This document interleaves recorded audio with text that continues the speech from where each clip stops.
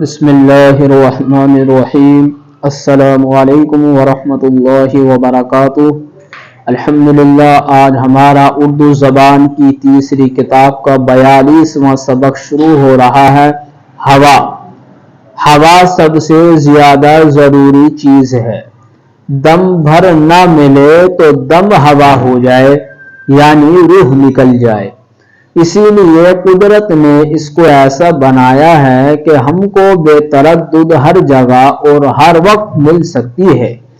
یہ قدرتی قاعدہ ہے کہ آدمیوں اور جانوروں کے سانس لینے سے، آگ یا چراغ کے جلنے سے، گھاس پات یا مردار کے سڑنے سے اور ہر قسم کی عفونت کے پھیلنے سے ہوا خراب ہو جاتی ہے۔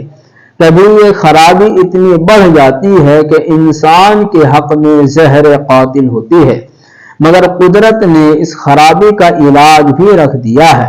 جب تازہ ہوا کے جھونکے چلتے ہیں تو خراب ہوا کو اڑا لے جاتے ہیں، اس طرح اس کا نقص دور ہو جاتا ہے۔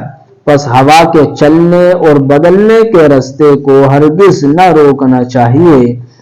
درختوں سے بھی ہوا صاف ہوتی ہے۔ جو ناقص ہوا آدمیوں کے لیے مضر ہے، وہ ان کے لیے مفید ہے۔ پتوں کے ذریعے سے درخت اس کو چوس کر تر و تازہ ہوتے ہیں، مگر درختوں کے قریب رات کو سونا اچھا نہیں۔ اس وقت وہ ہوا ان میں سے نکلتی ہے جو انسان کے لیے مضر ہے، یعنی نقصان دہ ہے۔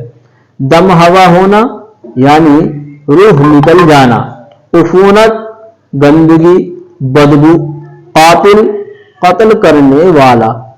الحمدللہ، آج کا ہمارا سبق مکمل ہوا۔